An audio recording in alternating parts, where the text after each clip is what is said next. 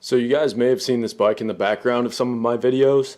It's my 2003 Honda 919. This is an awesome bike. It's been my daily rider for just over 2 years now, and I take it everywhere. I've never had any problems. It's just an excellent all-around machine. I think sometime after making this video, I'll do a full review on it. And today it just ticked over 24,000 miles, so that means I'm due for a maintenance cycle. Right off the bat, it's time for new tires. Got some Road Smart 2s. I had the Road Smart 3s on there, but there was a really smoking deal on these, so I went ahead and picked them up. I'm also gonna do a 520 chain conversion. I've got the sprocket set that I need for that. I'm gonna do an oil change, and then I'm going to be doing a stainless steel brake line upgrade kit, as well as new front brake pads and a coolant flush, along with some other minor things.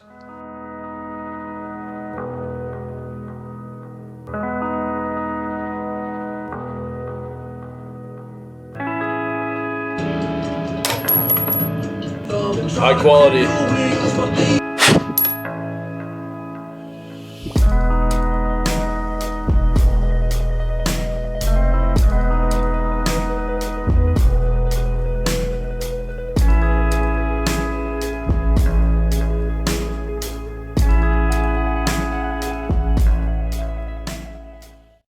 Go ahead and take my new tires and my wheels down to get mounted and balanced.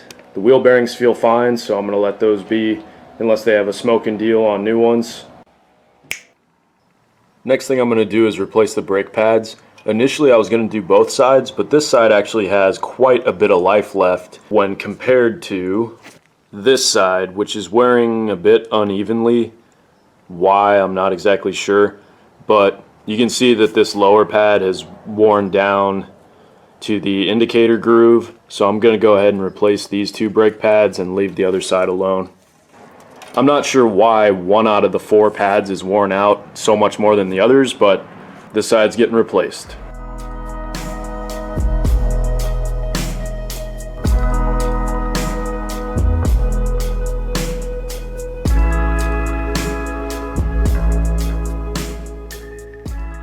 Alright, so I've got my new pads installed. The next thing I'm going to do is tighten the pin to spec, which is 12 foot-pounds. Alright, caliper's ready to go back on. So I cleaned up the forks and my hardware, axle and everything, and I'm getting ready to reassemble the front end. And something to keep in mind if you're using the FSM to do this job, just bear in mind that this diagram is not correct. The collared spacer does not fit on the clutch hand side. It can only fit on the throttle side. With the shoulder, this is the bushing in question, the shoulder has to be on the throttle side and the collar needs to face the fork just like that. So I'm going to go ahead and put grease on these surfaces that ride against the seals and the inner bore of both of these spacers, high temp wheel bearing grease, and then I'm going to put a thin coat on the axle as well.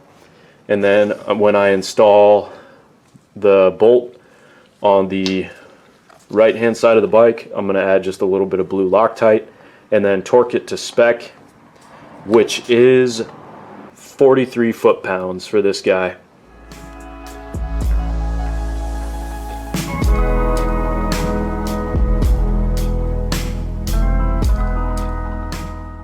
Next thing I'm going to do is torque these two axle holder bolts to 16 foot-pounds. Alright, so now I'm going to go ahead and reinstall both calipers. The two caliper mounting bolts get torqued to 22 foot-pounds.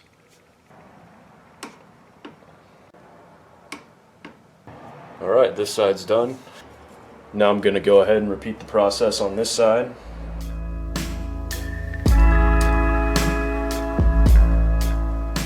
Next, I'm going to go ahead and pull the front of the bike off of blocks because I don't need it to be up anymore.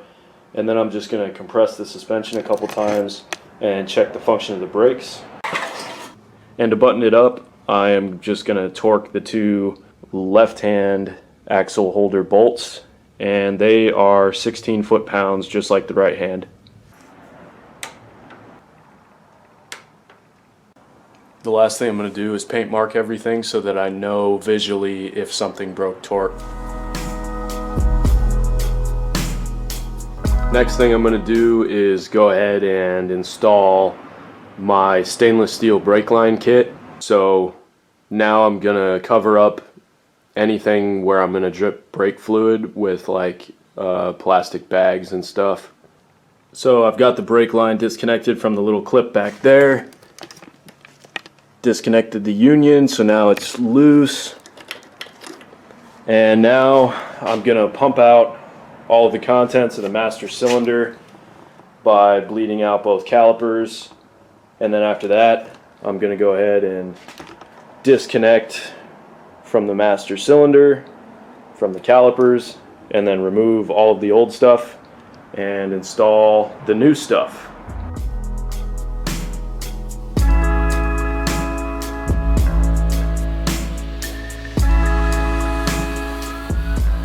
I've got the master cylinder nice and dry. Now I'm going to go ahead and disconnect this banjo fitting and then the lower ones at the brake calipers as well, and then pull all of the old brake lines out as one unit. After I do that, I'm going to go ahead and install my right and left sides and then route them up the same direction and then bolt them to the master cylinder using a longer banjo bolt and 3 seals. I'm also going to replace the seals at the calipers as well.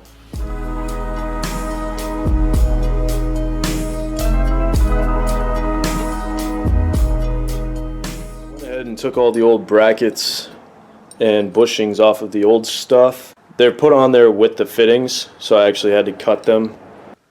So I'm going to use this cool little divider piece in place of that union that was bolted to the fork, and then to take up the slack inside these, I'm just going to wrap it with some chafing tape.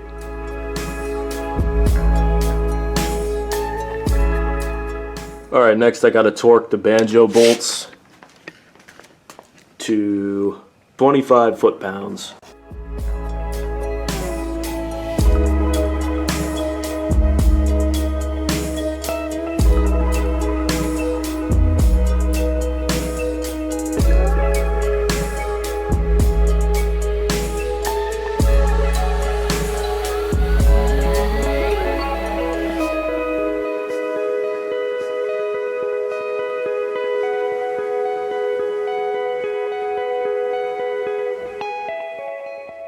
Front end is done as far as brakes are concerned. Now it's time to move to the rear and replace this one.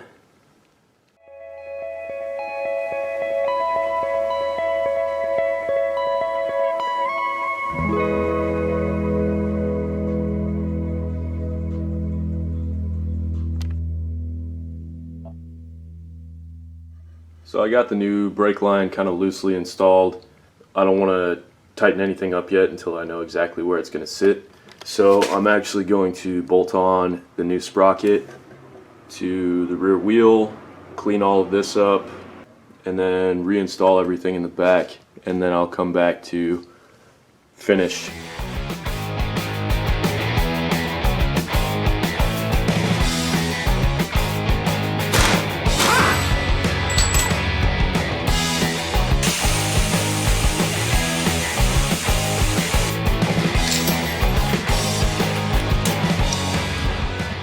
Alright, now that the chain's off, I'm going to clean 24,000 miles of grime off of the swing arm and off of the chain slider there, and out of all of these nooks and crannies as well.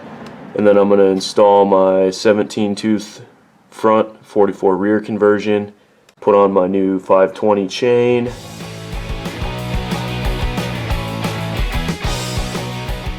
I got my fender and my chain slider cleaned up. I cleaned up the swing arm pretty well. It's nice and shiny now. and I cleaned out all the crap out of there. So now I'm gonna start putting everything back together. I'm also gonna go ahead and put on my new 17 tooth front sprocket, and then I'll be torquing it to 40 foot-pounds. I'm gonna go ahead and put a little bit of grease on the splines to help prevent corrosion, and then I'm gonna put just a dab of blue Loctite on this bolt. So I'm gonna try an idea I had. I snuck a old oil filter wrench back here, and I think I can hold the sprocket still while I torque it. Well, my idea works. That's kind of cool. Next, I need to install my new 44 tooth rear sprocket.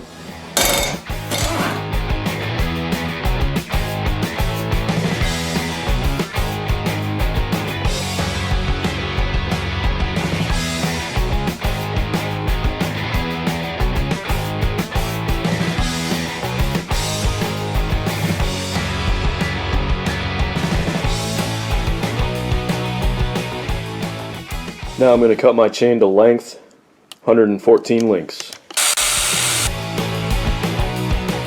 Now that the chain's cut, I'm going to go ahead and install it and stick the new master link in place, then adjust it.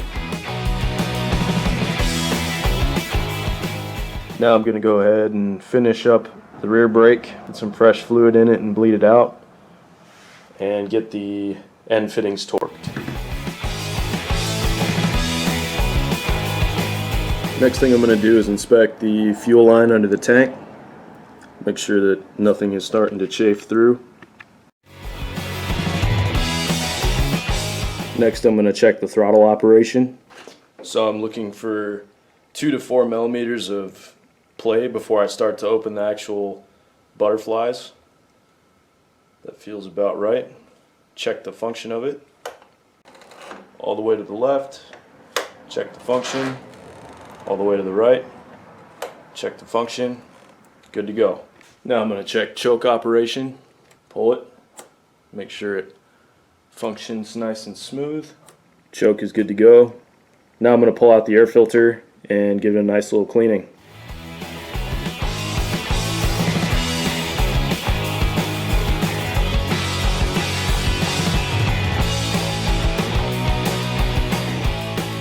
Before I forget about it, I'm going to go ahead and install my front sprocket cover, and I need to make sure that my little feed line for my automatic chain oiler is against the smooth face of the sprocket. Next I'm going to pull out this little packet of joy, which is the crank breather.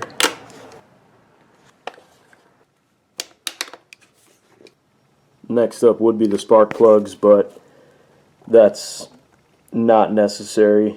I've changed them once and they were perfectly fine the first time I changed them. Engine oil is due, and so is the oil filter.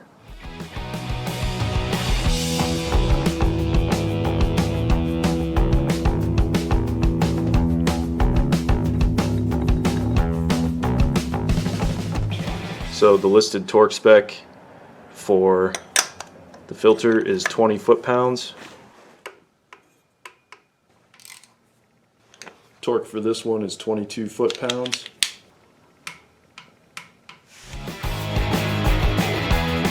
Next, I'm checking brake switch function. And that one works just fine. And I'm looking at clutch lever free play. It's about a ½ inch or so. And the allowable amount is 3/8 to 3/16. Checking headlight aim is pretty easy. It's adjustable by doing this. Next I'm going to check the function of the side stand safety switch.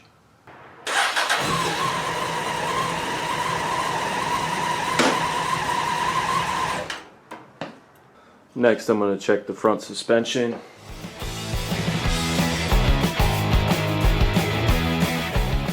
Again, I'm just giving everything a nice once over, looking for any leakage, anything weird going on. This is the instruction for nuts, bolts, and fasteners, the 24K maintenance cycle. And these are those torque specs. Next, to inspect the steering head bearings, I'm going to put the bike back on the center stand and then lift the front end into the air slightly and then shake it back and forth to feel for any binding in the steering head bearings.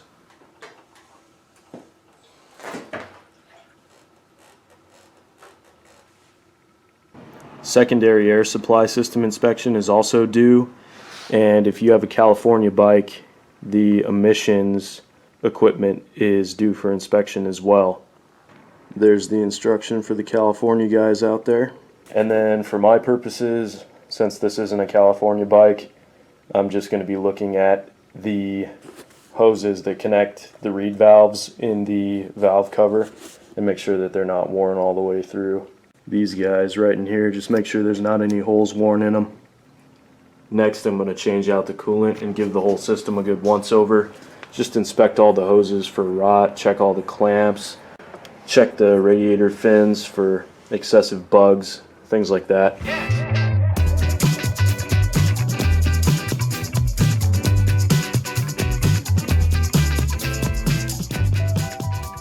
Now I'm just going to take a little bit of distilled water, flush it just a little bit, then replace the plug and fill it back up.